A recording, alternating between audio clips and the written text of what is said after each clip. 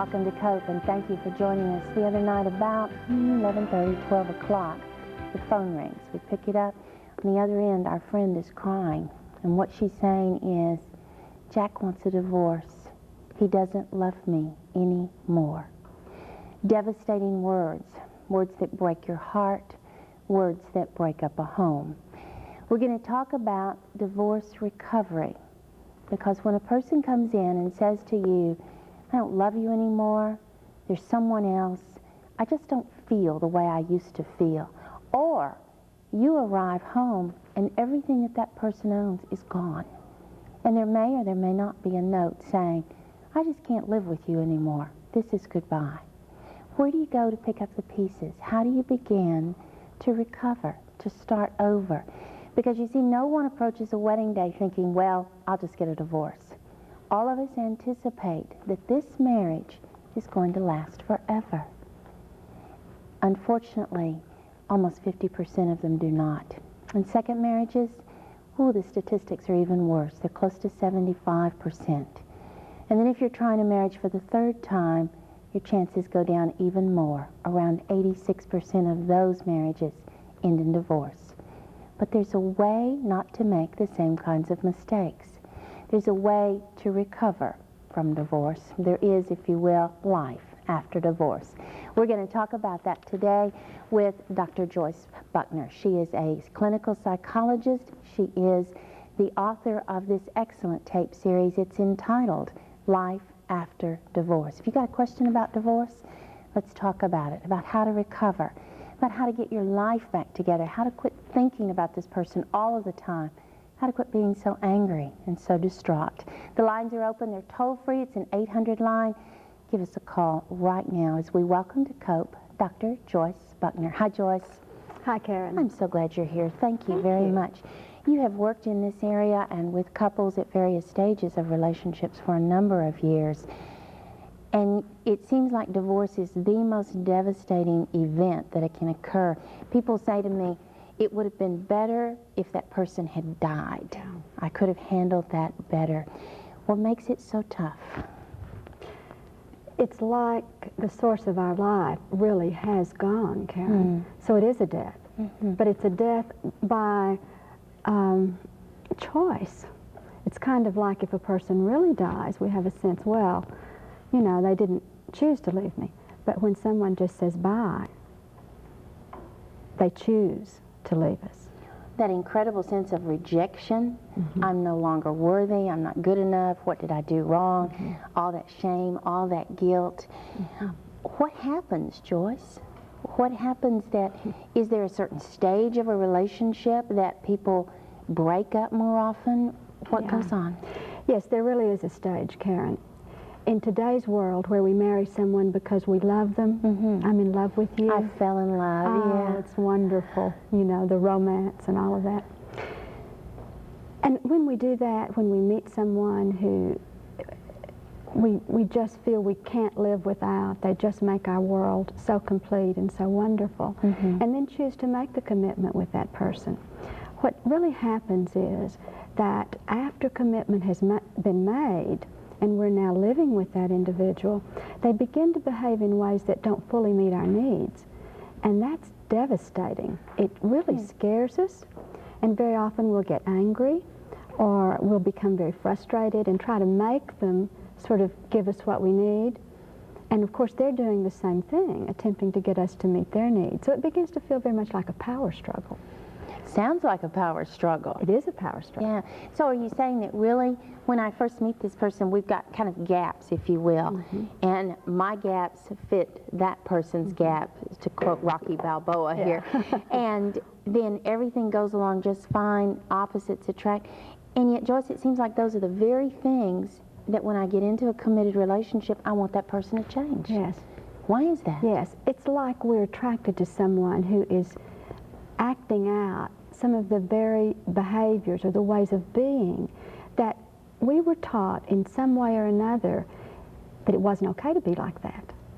And so when we get with that person who now maybe can move their body or talk or think, and And as they do that around us, initially it feels like they're filling us, but then after a while it hurts because I can't do that. I don't do that. Why should you be able to? And I wasn't taught to do that, so how dare you do that? Yeah. I also hear you saying that in a way, when we meet someone and have that kind of attraction, that chemistry, if you will, that for me to say I love you really means I think you're the person who can meet my needs. Is that what you're saying? Absolutely. That sounds real selfish. Well, it's only our nature, Karen. As human beings, we stay alive because we get our needs met. And so that feeling of increased aliveness is because we've identified a person that we really think can do that, so it's wonderful. And so it becomes particularly tragic when that person says, I'm out of here. That's right. Let's take a break. We'll come back, continue talking about this. We'll begin to talk about, okay, if that's happened to me, now what do I do? I'm glad you're here, Joyce. Thank you. During the program, we'll be giving you information on how you can obtain this excellent set of 6 tapes on a new beginning, life after divorce. The scripture says that when people divorce, it's like having super glue and it rips apart, and part of you goes with that person and a part of you is missing.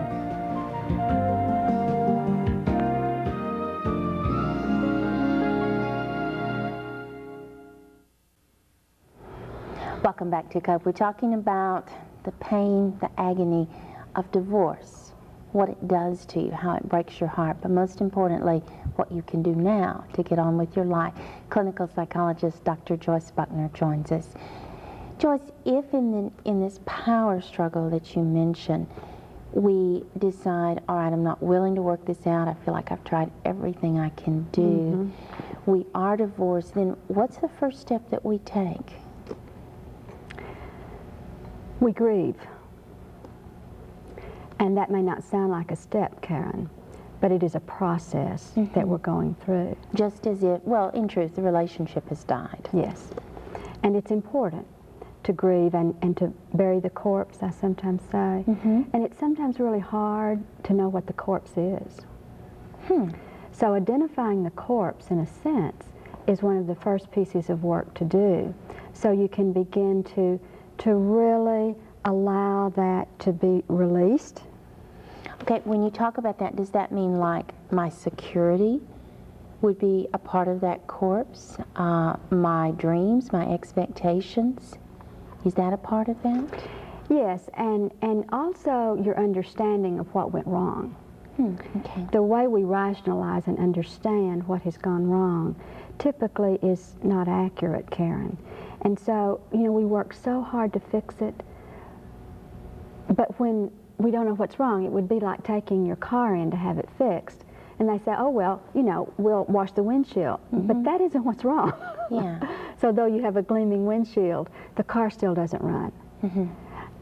So really discovering the causes of the tearing apart and beginning then to come up with ways to really heal those causes and not just what appear to be the causes. Okay, so there's a process that I have to go through, not only grieving, but then getting to know who I am, what it was that I needed out of this relationship that I didn't get, and why it was I was pushing so hard to get it. So some personal healing has to take place. Okay, let's go to the phone lines and talk to Jean. Hello, Jean. Hi. Go right ahead. My problem is that I'm married to a non-believer, and I've been married for 6 years now, and I feel like my spiritual life is just tapped out. And I was separated for a while, a few years ago, and got back together.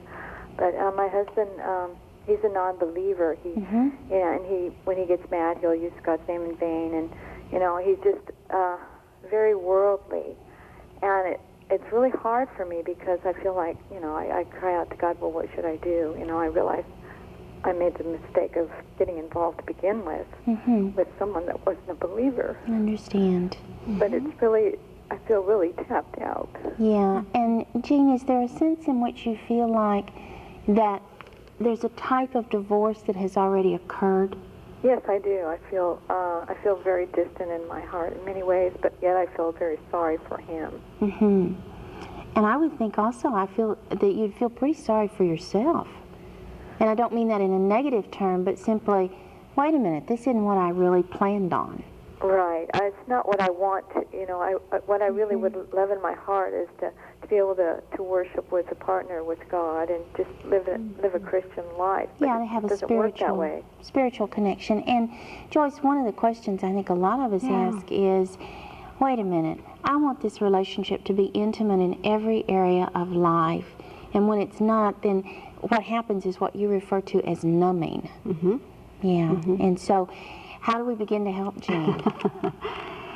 Jean, one of the first things that I would really like you to consider is, are you willing to leave this man to get a divorce now? I've been really praying about that, seeking God for guidance concerning this issue. Okay. If you're not, and given that you're still praying about it and obviously thinking about it and are struggling with this, it's suggesting to me that you're not quite ready to leave. So given that, I would suggest that you work with yourself on your own sense of sort of judgmentalness, and the more you can let go of that and honor your partner's decisions about his own spirituality, at least for as long as you're with him. And by honoring it, I really mean I'm proud of you for really making your own choices about your beliefs and your spirituality. And I honor you for that. And really work on that juice inside yourself to let go of that judgment that's going on. I know that's really tough to do, but that would be my first suggestion. And Jean, in doing that, that does not mean that you don't continue to pray for his salvation. It rather means that you respect the person that he is, some of the decisions that he has made, and a sense of backing off there. Yes. I'm glad you called us. You'll be in our prayers. Thank you. We'll be right back with Joyce Buckner.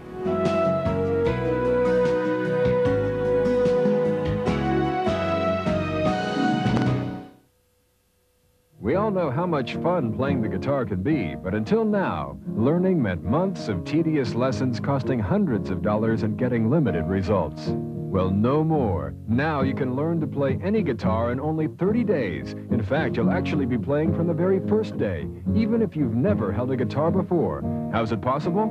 With the revolutionary Guitar Today video program. Rock, country, folk, pop, or jazz, you'll be playing guitar from the very first day. When I first heard about the Guitar Today video, I was skeptical, but I tried it, and now I'm playing electric guitar in my own band. I ordered the tape for my son, and he played his first song in only one day. Then my daughter used the program, and she did just as well. Now my husband is showing off with how well he plays. Use your credit card in order to go 2-hour videotape and instructional workbook for only $29.95 plus $3.95 shipping. Call now at 1-800-222-6280. That's 1-800-222-6280. Or send your check to the address shown. Sorry, no CODs. The legendary Chuck Wagon Gang. Life is like a mountain railroad. The best of country gospel. Music to warm the heart and comfort the soul. When I need someone to talk to. Family harmony. There's an old rusty wagon. In a style that's been unchanged for over 50 years. The Bible, dust on the holy word. 20 songs of faith, including many hard-to-find favorites. I want to wander back. I like to wander back. The best of country gospel from the Chuck Wagon Gang. Have your credit card ready and call 1-800-641-1331. The Best of Country Gospel collection by the Chuck Wagon Gang is a must. Or send $12.98 for record or cassette, $14.98 for CD, plus $3 shipping to The Best of Country Gospel, Fort Worth, Texas, 76150.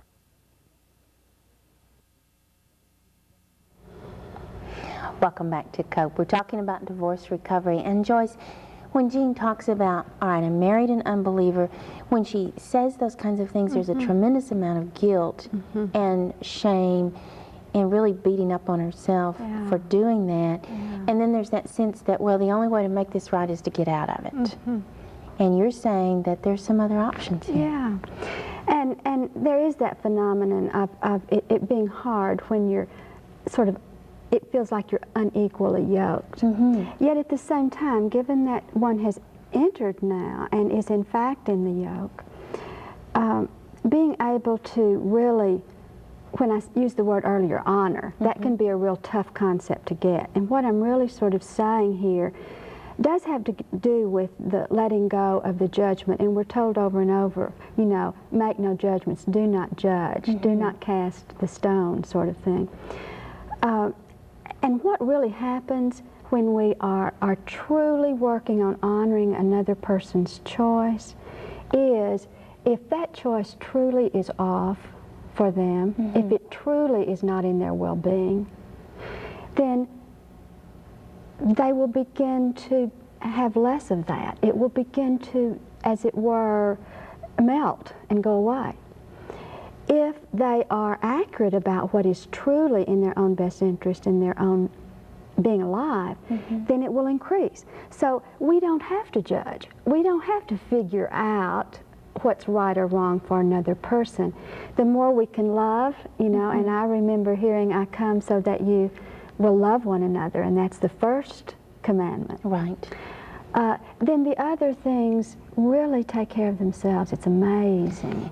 Am I hearing you say that the more I harp on, you've got to be a Christian, you've got to be a Christian, you've got to accept Jesus Christ, the more this person is going to say, forget it, That's not me, correct. back up. That's right. And yet, if I choose to back up and honor that individual as a thinking kind of person and realize that God is really interested in everyone coming to that sense of salvation, then it becomes more of an option. Absolutely. Sounds like such a paradox. Well, it is, but life is paradox, and that's part of wisdom, learning that the paradoxes really are just little bits of truth coming together so that we can have more of the truth. And being willing to let go and let God, and I am just loving you, because when we're telling someone they're wrong, we're really being critical. And any of us, when we're experiencing criticism, defend. We can't not, Karen. Sure, yeah, so just we'll for back up. preservation. Yeah. Okay. Jean, again, I hope that helps you. One of the things that you might want to do is write to us. We'll be happy to send you some additional information about relationships, about living with an unbeliever. Thank you, Jean. Hello, Pam. Welcome to COPE. Yes. I wanted to call in.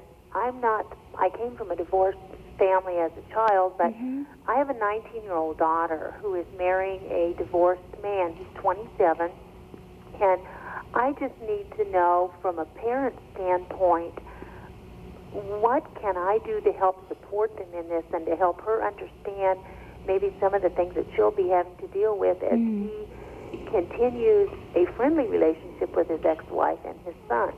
So he does have a child? Yes, he's 4 years old.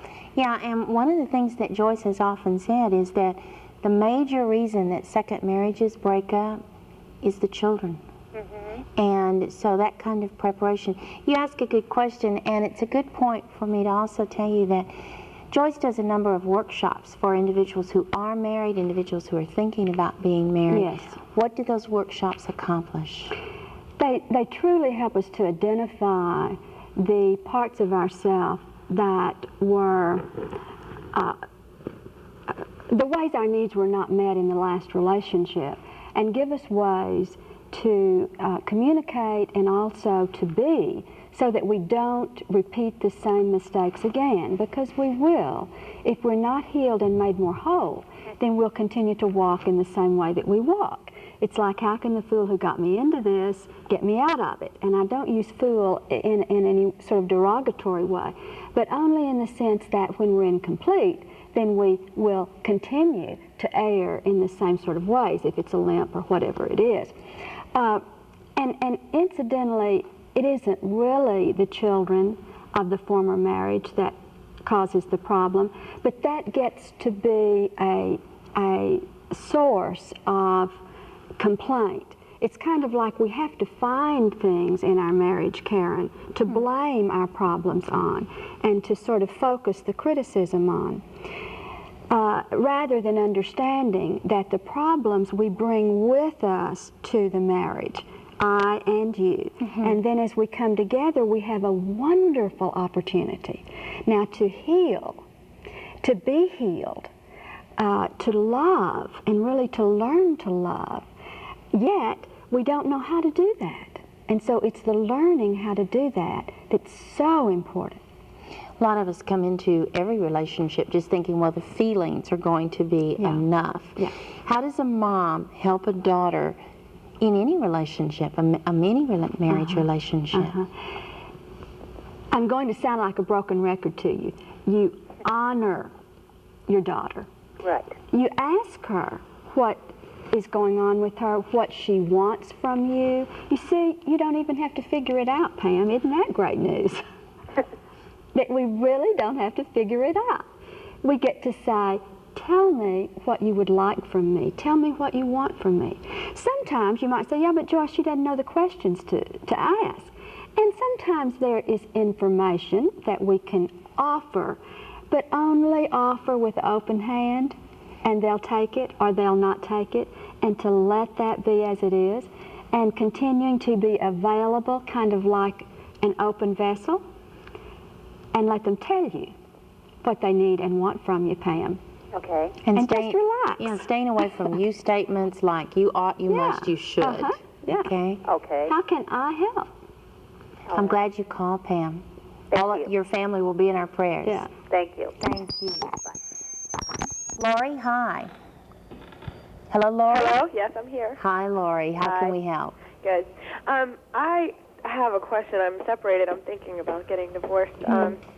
I don't feel like I've talked to people at the church and everything, and they seem to think that it's not, a good enough reason for a divorce, but I don't have any feelings at all for my husband. I don't know how to explain it. Yeah, and that hurts you to think about that, doesn't it, Lori? Yes, because I feel like I'm married to like a brother or something, and it's really hard because I don't, I prayed about it and everything, and the feelings don't come back. I don't know why. Yeah. Laura, I hear you saying that the desire is gone, the passion is gone. Yeah. It's like, as you said, I don't have those special feelings anymore. And you know what, Laura? Good for you for noticing that. That is absolutely predictable. It happens in, believe it or not, all intimate relationships. The feelings always go away. So you're just on the path, that's all. Now, understand that you don't kind of know that. And how could you? We've not really taught people, and we've not really understood it ourselves very well. So just to know that, okay, so I'm taking the next step. Now, the magic's gone. What you do now is you're in a wonderful place, both you and your husband, to take a look at what needs to happen so that you can bring the magic back in a way that will truly stay for you. Right. And that's 6 possible. or 7 years. Yeah. I don't understand. Did you say it took 6 or 7 years? No, it's been 6. It's been a long time since I've had any kind of.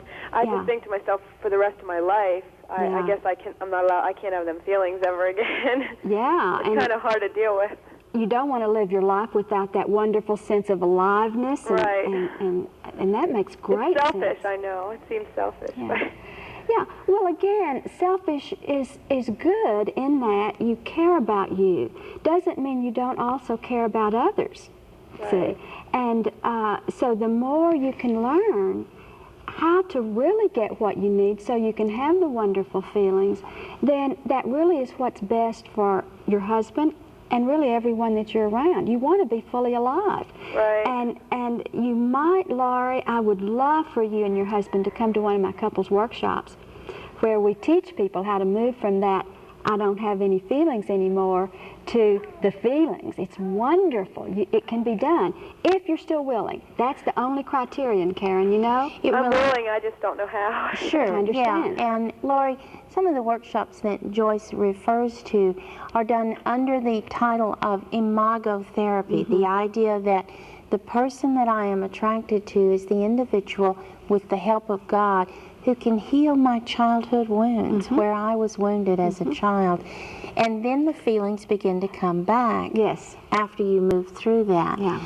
And so, Lori, again, we can send you some information about that. If you would like to give your address to Diane, then Joyce can send you some information about the workshops. Yeah, and I'd like to say one other thing about the feelings, Karen. Yeah. The wonderful feelings are a result of our getting our needs met or our anticipation that we're getting our needs met. And when we sort of aren't getting them met and we begin to give up the anticipation of ever getting them met, then we begin to feel dead. Yes, that's how I feel. Yeah, I understand. You can come back to life. So he doesn't feel that way at all. He's Yeah. still attracted. He still has desire and all that, but not me. And Lori, if you would like, we'll ask Diane to come back on and get your address, and then Joyce can send you some information about the workshops that she does. Okay. All right, I'm glad you called. Good Thank luck. you. Thank you. Bye-bye. Maybe you feel like that's where you are, that you've kind of numbed out in a relationship and the feelings are gone and you're thinking, I just can't get these back. And yet, interestingly enough, so research shows us that if you choose to leave that person, that the next person you're in relationship with, same thing happens if you don't get some healing. We'll be back to continue talking with Dr. Joyce Buckner.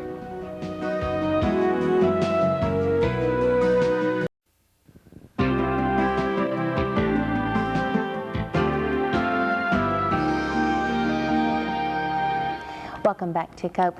Wanted to give you an 800 number if you are interested in ordering this series of 6 tapes. It runs about 5 hours, and they are excellent tapes on what happened to this relationship, what happened in my life that I couldn't get these needs met, and what steps do I begin to take now.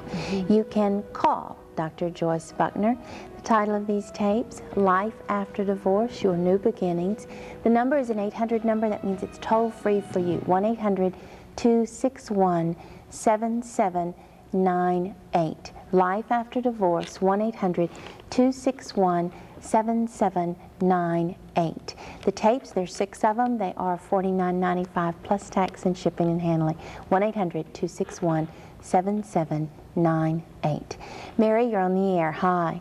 How are you? Very fine. Do you have a question for Joyce? Yes. I have a question as far as divorce. I have been married and divorced 3 times. I'm 39 years old. And my question is, am I following a pattern that should I remarry, would this happen again to me, or can that pattern be broken? Good question. Absolutely, the pattern can be broken, Mary. And it actually can't not be broken if you begin to understand what has been going off in your last marriages. Are you married at the moment, Mary? I didn't get that No, clear. I've been divorced a year Okay, okay. So you're single at the moment? Yes.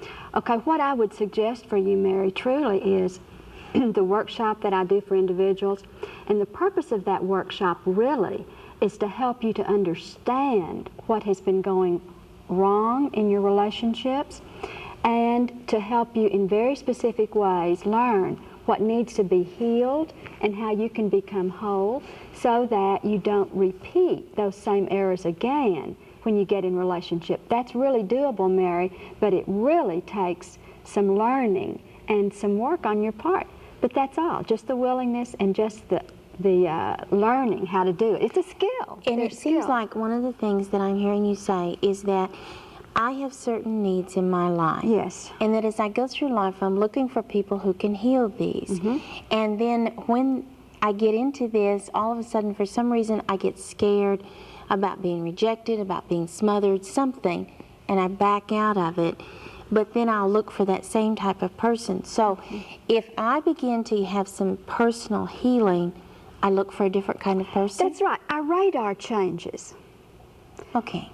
It's like at a very deep level, Karen, we have learned the kind of person who can meet our needs, and it was the kind of persons who met our needs when we were infants. You know, we don't come here in the world knowing who we can be attracted to at a very deep level, but remember, the attraction is simply our sense of the person who can keep us alive, which is what our initial caregivers did. Okay, so what I'm hearing you say then, as a young child, if I was not taken care of, in other words, if I was not fed on time, if my physical needs were not met, if I wasn't touched, I wasn't held, then as I grow up, I look for somebody who does the same thing? We can't not, because no matter how many of those little needs were not met for you, Karen, many were. Otherwise, you wouldn't be sitting there. Yeah. And I wouldn't be sitting here if I had not gotten enough of my needs met to stay alive. So we learned then, this is the kind of person who keeps me alive. So when we're out in the world looking for a partner, we will identify, that's what that juice is, you know, that one of our last callers said that's gone now. Yeah. But that initial juice is simply our body reliving those aliveness feelings that we felt early on when we got the bottle, when we got the diaper changed or the pen, you know, taken out of our hip. So, as I heal, I look for healthier people. Yes, because our inner picture changes of the kind of person who now can meet my needs. Because my pattern of needs has changed now. So I'll attract a healthier person. Dr. Buckner, yes. My son is married right now, but he's in the process of a divorce. Yes. Would my pain of divorce, you know, and his growing up and my being divorced many times, would that be carrying over to him also? I hear you say, Mary, that you're wondering if your pain can be carrying over to your son, you know, and we hear the sins of our fathers, you know, are visited on the children. Right. Well, I've heard that so many years. Of course. And I almost hear you feeling some guilt about it. Mary, this isn't your fault. Okay. You've been behaving in the best ways you've known to behave all your life. We all do. And, of course, your son has been injured in the ways that he didn't get his needs met with you. However, he now will have his own work to do. And I would suggest that you, in a very gentle way, encourage him to do what he needs to do to become more whole and to understand what's going on for him. You have quite enough work to do on your own. This is true. Yeah, you bet. Good for you. Mary, the address for COPE comes up at the end of each program. If you'd like to write us, we'll be happy to send you some additional information. Okay, I appreciate that. I'm glad you called. Thank you. Thank you. God bless Bye-bye. you. And Bye-bye. you. Yvonne, welcome to COPE. Hello. Hello. Hi. Go right ahead. I want to know, how do you heal a broken marriage from a man who was married to another woman while he was married to you? How do you heal that? Okay, so you have a case of bigamy. Yes. And is he still married to that other individual? Yes, but I'm in the process of getting a divorce now. Okay, and so you want to know basically how you heal, right? Yes. Okay, I'm glad you called. Yeah. Wow, that must have been really, really painful for you, Yvonne. Yes, it was. And still is. I can hear it in your voice. Learning what was going on with you that drew you, that attracted you to this man in the first place. Yes. So we must move beyond the role of the victim or of seeing the partner as the scoundrel, so that we can truly begin then to understand, what is it that I was attracted to in this man? How was he meeting my needs? And what is it that I need to learn? How can I grow so that I will not continue to be attracted to someone who is going to be deceptive, with whom I'm going to feel deceived and not really appreciated and valued? That sounds very devaluing, doesn't it, Karen? Very much so. To have someone who's in another marriage at the same time as they are with you. Well, and any kind of deception is devaluing from that perspective. But to move beyond the judging of the person again, not getting stuck there. And what now do I need to do? Okay. Yvonne, I'm glad you called us. Thank you. We're going to take a break, and as we go to this break, you're going to see an address. It is the address for COPE. If you would like to write to us, if you need additional information, we'll be happy to send that to you free of charge. We're talking about life after divorce.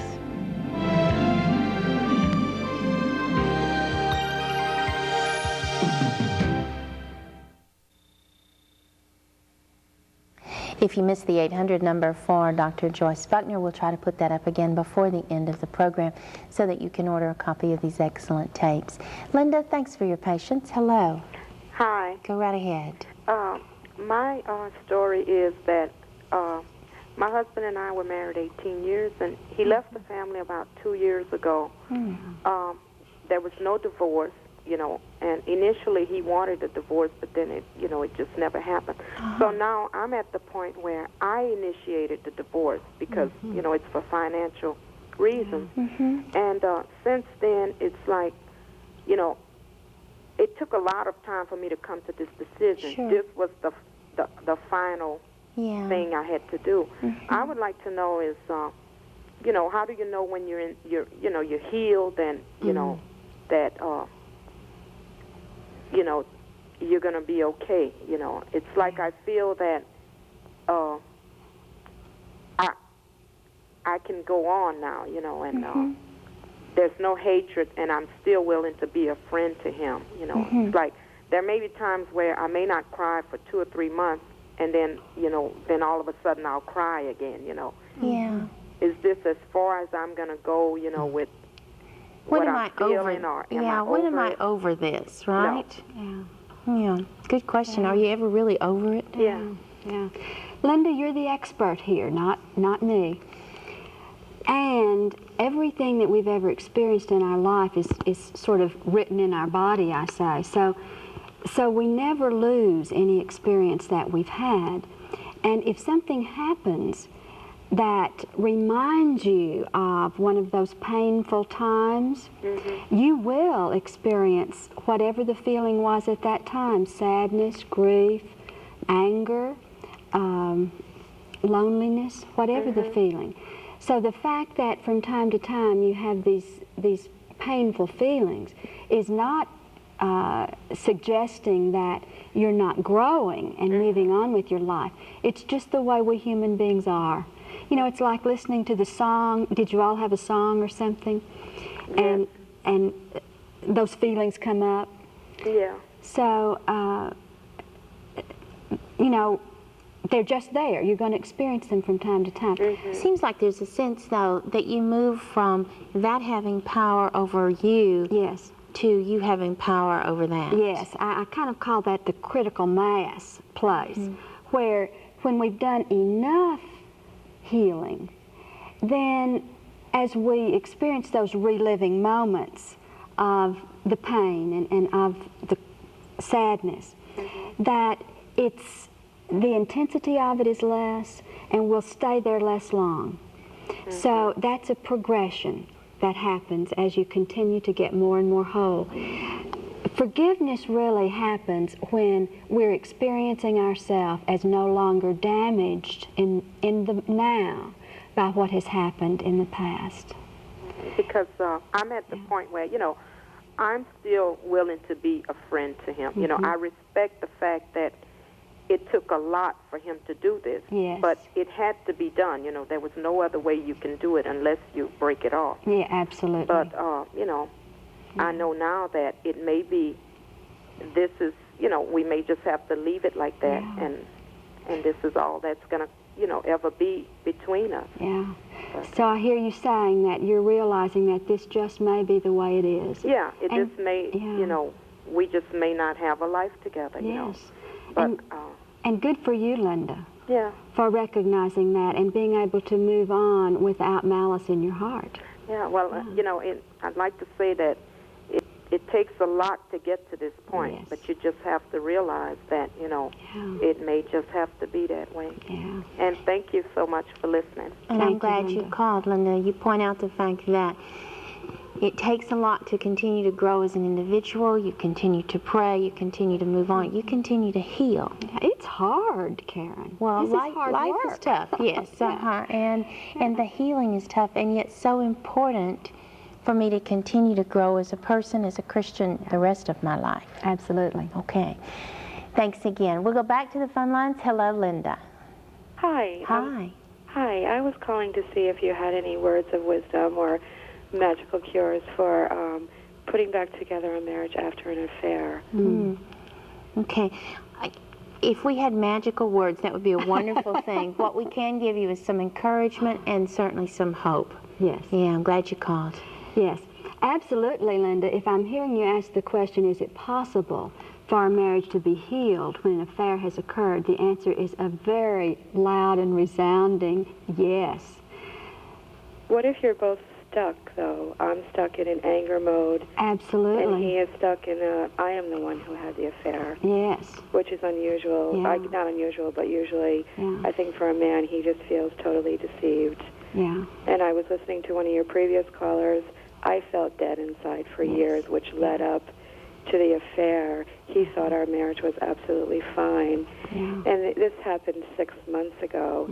And I'm trying to get rid of my anger, but he is still stuck. He wanted details, which I did give him. But now he says we cannot move forward unless I give him a name and a telephone number. And I just don't feel like I can do that. Oh, so you're not the only one who's angry. Yes, now he's also angry. Yeah, it sounds like he's furious. Yeah. And that makes a lot of sense, doesn't it, Linda? When we've been hurt, then we do become angry. That's a way that we have of sort of trying to stay alive. It's like fighting off the tiger. And when we're stuck, and I've heard you use that word now a couple of times, then we just need to discover something that will cause us to be safe enough, accepted enough, so that we can begin to open just a little bit and begin to really notice what it is that I need here so that I can take a step, get out of the mud. Right. And there will be something, but safety has to happen again. And asking, paying attention, what do I really want? And asking, and then saying back what it is that the other person is able to do. These kinds of places are very, very difficult to grow through, Karen, and most people don't. But you can, and it takes really understanding beyond what you're understanding at the moment, Linda. I would encourage you to get help, both of you, with this. So often, Linda, what we want when something like this happens is to simply say, okay, I made a mistake. If you'll just forgive me, then maybe I can forgive myself, and we'll try to get on with this. And basically, what I hear Joyce saying is that it takes a lot more than that, because it takes working through the emotions. It takes knowing, okay, what was it in me that chose to move in a direction that I knew was eventually painful for me? And what is it in this person that contributes to that? And all of those types of things. So it becomes a process, and it becomes finding that sense of safety. And so often, Linda, it's so difficult to do by yourself because you don't have anybody objective outside of you while you're standing there debating this with one another. To truly help you move beyond the blaming stage, where one person is in the role of the victim and the other in the role of the scoundrel. You know, we must first of all move beyond that kind of sort of sense of you know, who's who here, the black hat and the white hat, and be more willing to just say, tell me about your pain. Tell me about your pain. And it's hard to listen to that too. Yeah. So, Linda, let us encourage you to locate a therapist to begin to work on this area. How do you do that, though, if your spouse is not willing to do that? Then I think you have to begin to do that by yourself. There's a sense there where you have to grow. And 6 months away from this event, then probably he is still in that incredibly angry stage. And that's to be expected, but you still have a responsibility to yourself as well as to the relationship to find your own growth here. So the more you can make him safe, Linda, you'll be amazed at the movement that is possible. If you can truly in your heart say, tell me, just tell me about what's going on for you. You know, I've heard you talk about your experience in the past and what you bring to a marriage from your childhood. And his parents stayed in an unhappy marriage for the sake of the children. Yes. And I'm wondering if he feels like he needs to do that. Very often we will recreate our past because at a very deep level we truly don't think that we deserve or that we can even imagine a world different from the one that we've grown up in. So this is part of the understanding, Karen, and being able to really grow, Linda. I really would encourage you to, there's a book called Getting the Love You Want by Dr. Harville Hendricks. Get the book, read it, come to one of my workshops where we can help you all learn about how to do these things, because it's complex, isn't it, Karen? Yes, it is, and requires a lot of work and a lot of commitment. So, Linda, I'm glad you called us. Thank you. This entire week, we've been talking about families under fire, and tomorrow Dr. Frank Minnerth will join us. Right now, you've got a chance to give us a call. We'll be back with Dr. Joyce Buckner.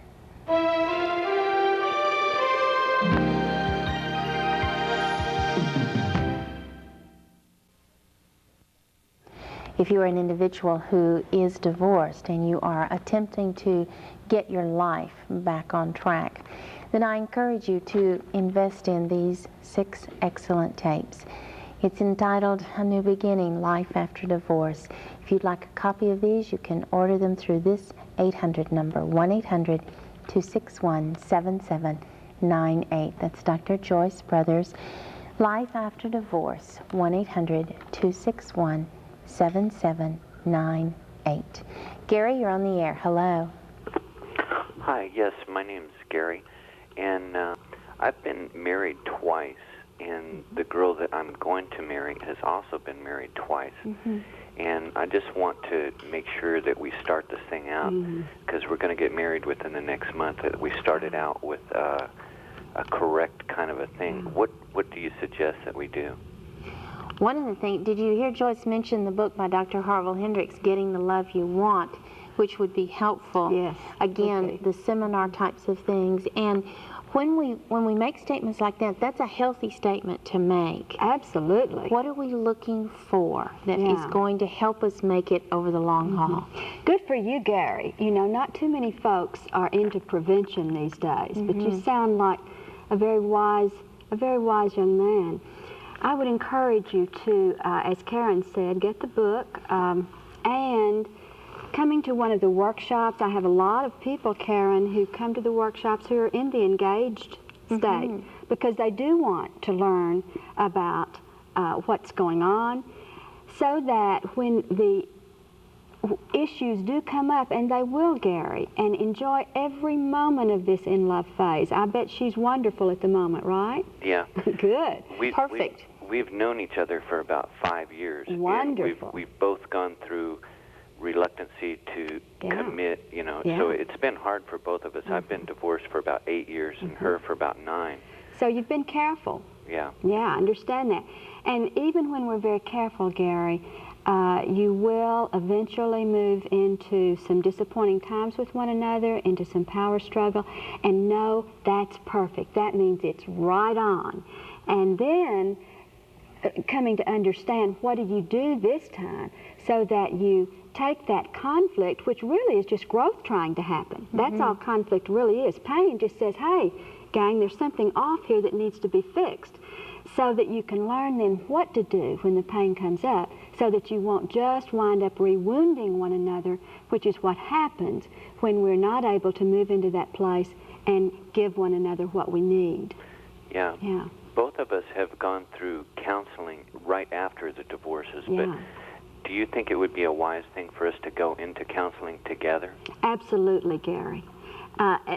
With a therapist who truly understands what's going on in intimate relationship. And how those power struggles come up over a period of time, and what it is I'm really trying to get. And that it's natural. And be sure that your therapist understands that when conflict comes up, that isn't proof that it's wrong. That's proof that it's right on. And it's still alive and still moving in that direction. I'm glad you called us, Gary. Thank you so much. Bye-bye. Over and over again, I hear you saying, hey, there is a way to recover after divorce, to make your life healthy and wholesome and contributing. Dr. Buckner, glad to see you today. Thank you for joining us. If you missed the address and the phone number for this tape series, then you can always write to us. Our address comes up at the end of every program. As I mentioned to you, tomorrow Dr. Frank Minnerth will join us. He is the president of the Minnerth-Meyer Clinic, and we'll talk then about a different aspect, marriages that go the distance.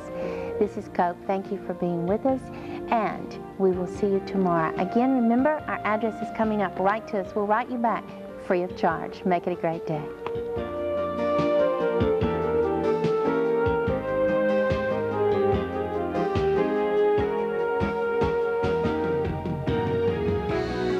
Thursday on Cope, Dr. Frank Minnerth talks with callers about marriages that go the distance, what works and why.